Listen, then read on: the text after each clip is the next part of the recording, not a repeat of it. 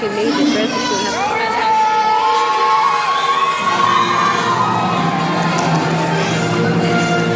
My name is Rosa. Today is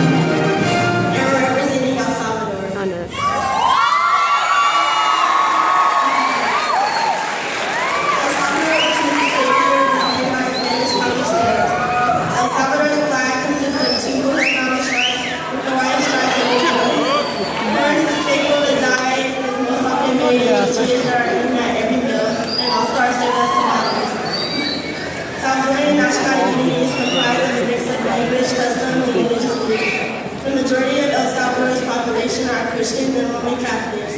El Salvador's national bird is a turquoise-brown mate, which is also called a toricos. El Salvador's national flower is called the Flor de Izote. The fruit of the izote plant is used in cooking in El Salvador.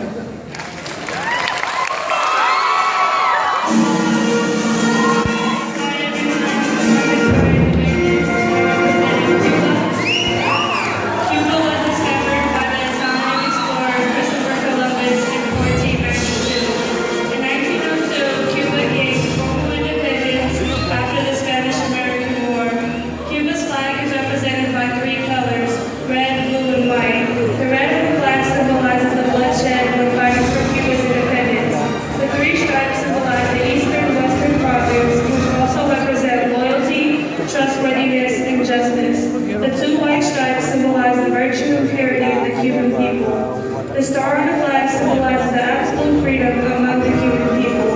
The traditional dress is called bata cubana. It is a mixture of Spanish and African roots. It's lightweight and contains bright colors. It is worn for dancing rumba, a dance influenced from Africa, France, and Spanish cultures. The dress is a combination of different attires such as carnival celebration, slave wear, and gypsy dresses.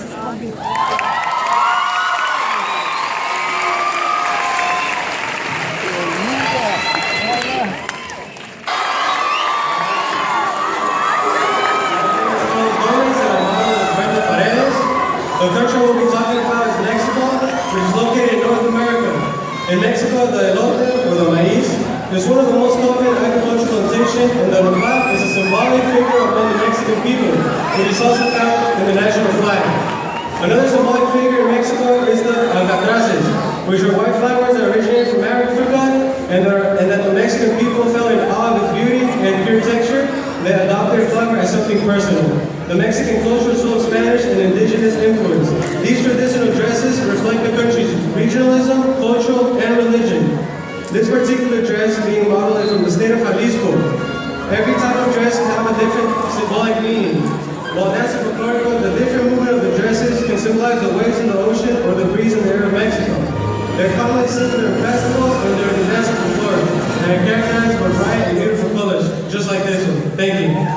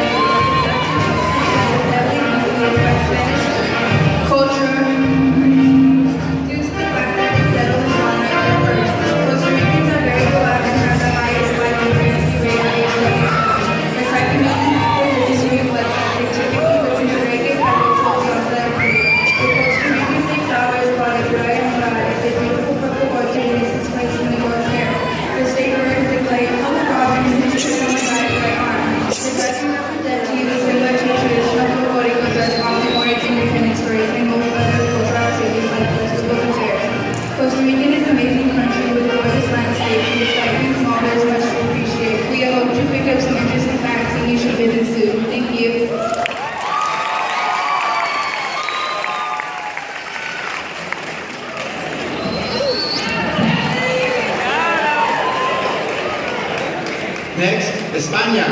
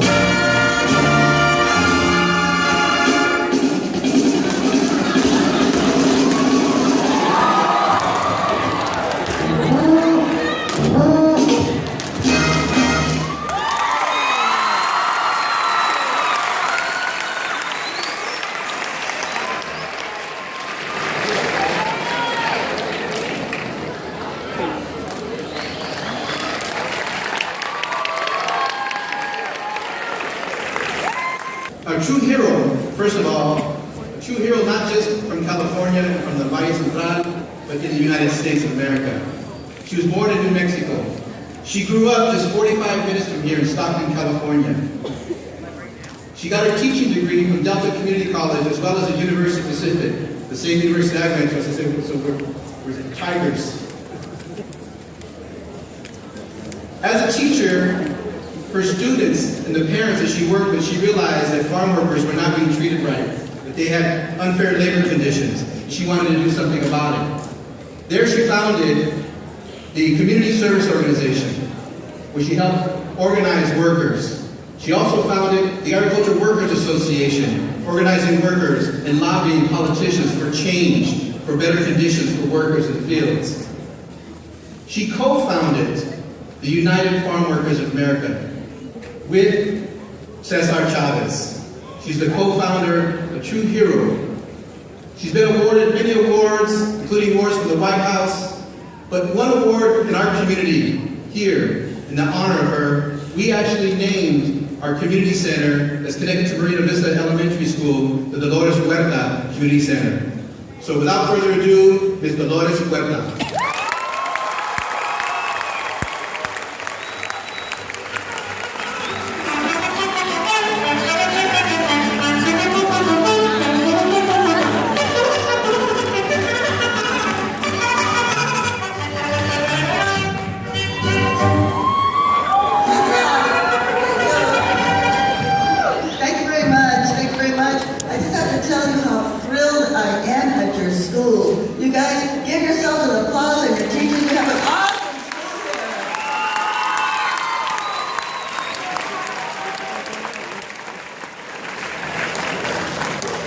As you heard, I grew up in Stockton, very much like here, a lot of diversity, which I felt very blessed to be able to do that. Unfortunately, so many of our schools, especially where I come from down in Bakersfield, you know, they don't celebrate the diversity the way that we should. Because you truly, out there, you are the face of America, okay? You are, all of you out there. And before I start, I have a couple of commercials. One of them is there's going to be a march tomorrow morning, a Cesar Chavez march. It's a celebration, and it's going to start at 10 o'clock in the morning from City Hall. So if you haven't marched recently, now's your chance, okay? Now's your chance. And because you know that's what Cesar Chavez did, he did a lot of marches. So the commercials, I want to give you number one, something very, very important for you and for your families. We only have till the 31st of March, a few days from now, to sign up for the Health Care Act, okay? Obamacare.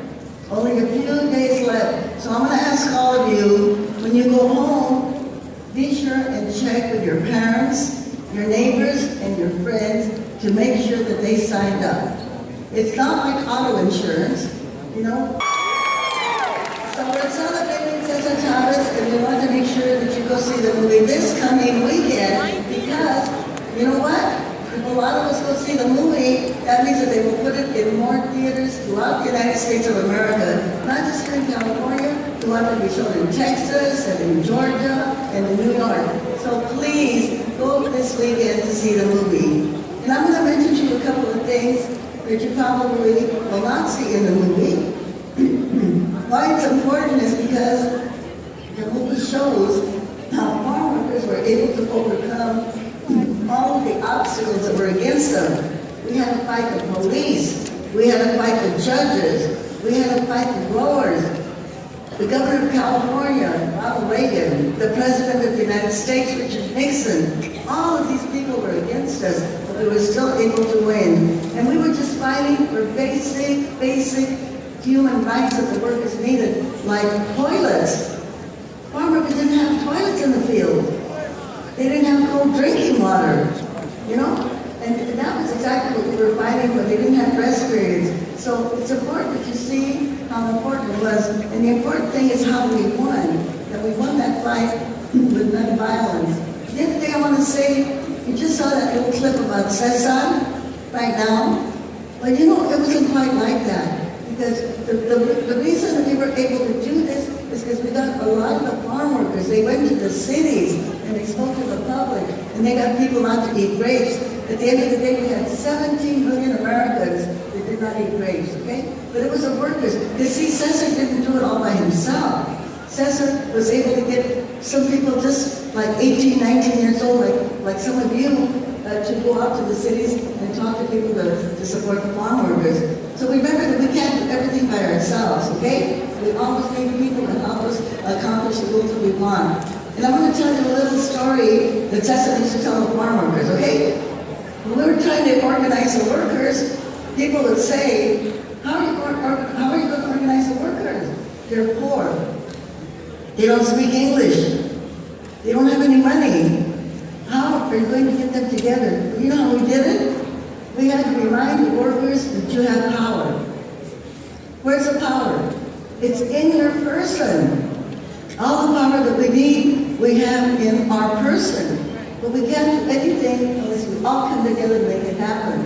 And the story that Cesar will tell about a jinete, the cowboy. And this cowboy, he was going along on his horse. He had a big old whip. He saw a little dog, and he hit the dog with the whip, and the dog went running away. Then he went along on his horse, muy machote, he was feeling really big, and he twirled his whip and he saw a cow, and he hit the cow with the whip, and the cow went running away. As he went running along, he came up to a tree. He twirled his whip and he looked up, and there was a beehive, and he said, I better not, they're organized, okay? They're organized. So that's what we have to remember, that if we all stick together, that we can win. We can win immigration reform. We can make sure that our tax dollars go to schools instead of to jails, all right? You know? This is the thing that we have to work for, we have to fight for. And one of the ways that we have to do this is to make sure that we get good people elected. One thing that you're not going to see in the movie because it doesn't show it, but one of the things that we learned, Cesar and myself, at the very beginning, is we had to go out and get people to register to vote. One of the times when I was in jail, I went to jail many times, started talking to farm workers in the field, and as I was coming out of jail, one of my daughters handed me a note. And the note said, Mom, my 13-year-old daughter, Angela. She said, I'm sorry I can't be with you, but I am out there getting people registered to vote. She was knocking on doors, getting people to register to vote. So I'm going to ask all of you, we have a lot of people here at this school. Can you imagine if all of us could go out there during election time and we actually remind people to vote, even if you can't vote because you're not old enough, but we remind people, especially the Latino community, African American community, remind people to vote how much power that we're going to have. In the last election, we passed a law called Proposition 30. And you know what that law did? It said that the millionaires, people who make $1 million, they had to pay 3% more in state taxes. 3% more. And those that make $500,000, 2% more, 250,000, 1% more. You know how much money we raised for that? $6 billion, okay? $6 billion. And you know where that money's going? It's going to you, to education, okay? To English learners, you know? Low-income students.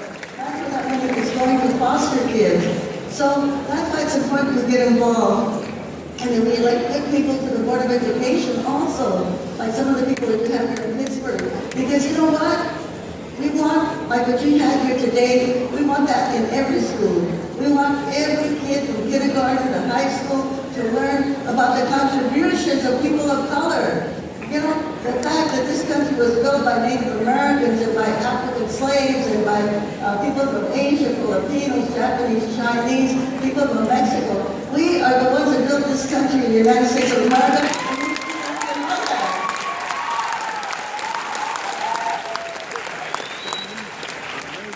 I was recently in the state of Virginia. The new governor was elected in the state of Virginia.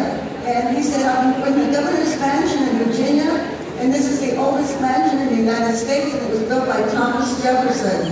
I thought, it was built by Thomas Jefferson's slave, right? Not by Thomas Jefferson. And this is the thing that people have to know. And I want to say that thing to you, always be proud of who you are. You know, one of the problems that we have in our community, and I'm talking about the Latino community, when there's a baby that's born, they say, "Qué bonito, el niño está bien bonito." You say, "Hey, no, that baby's beautiful because that baby is dark, okay? That baby has dark skin, it's pequeño, it has Indian eyes, it has high cheekbones, and big ears, and a chocolate nose, and an acid, okay? We have to be proud of who we are, and please hang on to your languages. Whichever language you have, we saw a lot of them this morning, hang on to those languages because this country needs you to be able to speak your ethnic language.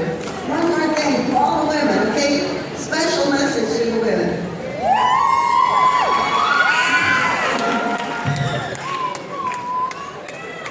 To the women out there, I just want to say, you know, we have to have more women to run for office, we need more women, and men also that are feminists that care about women's rights.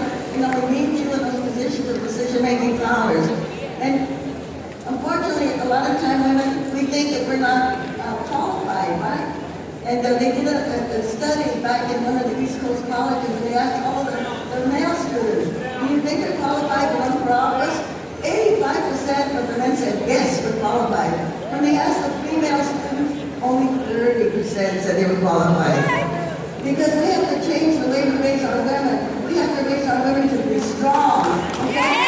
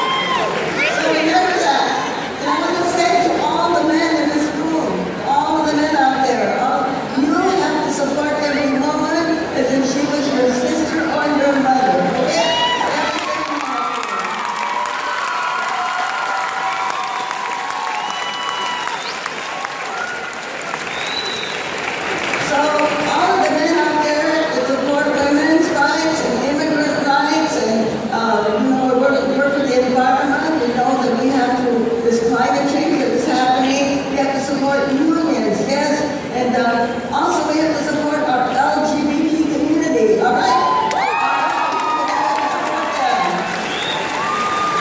And when you talk to the people in your family that don't understand, they don't understand why women need to have the right to choose. I have 11 children, but my youngest daughter only has one. My other daughter has 2 dogs, okay? She doesn't want to have any kids. That's what we call the right of choice. That was my choice. The same thing comes for equality marriage. Who you fall in love with, who you want to marry, that is your constitutional right, okay? And you're all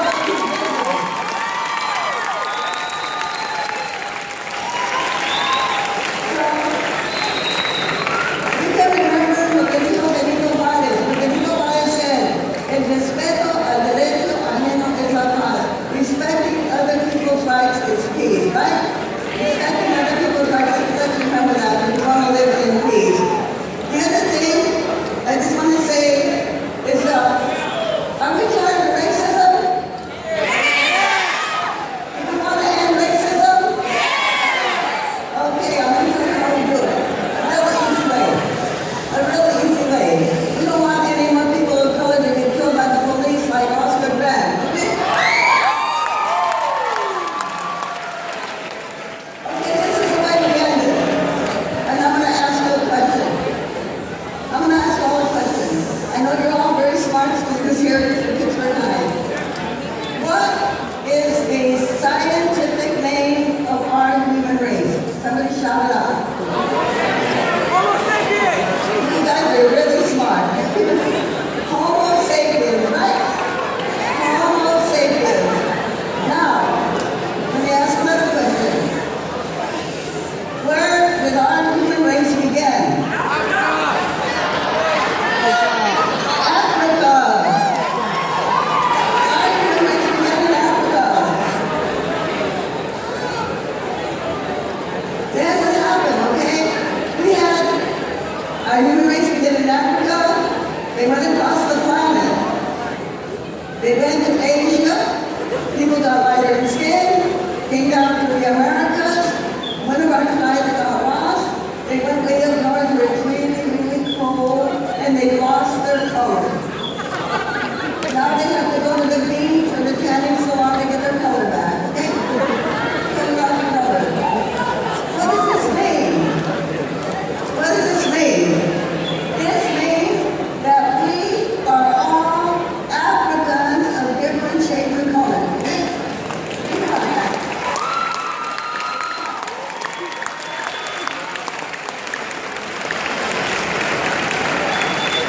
So, I had my DNA done just recently for a television program. I wanted to say how are you? And so they did my DNA, they swab my cheek, and then the results came back. I was 65% European, because my mother's family came from Spain and France, and I was 35% indigenous, because my grandfathers came from Mexico. And you know what I asked them? Did my Africanness show up? And it did. I was 0.003 African. Okay?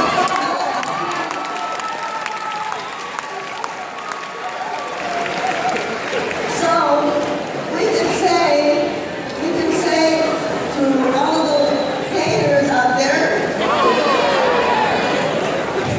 to those people in the KKK, White Citizens Council, Tea Party, Minutemen, you know, we can say to them,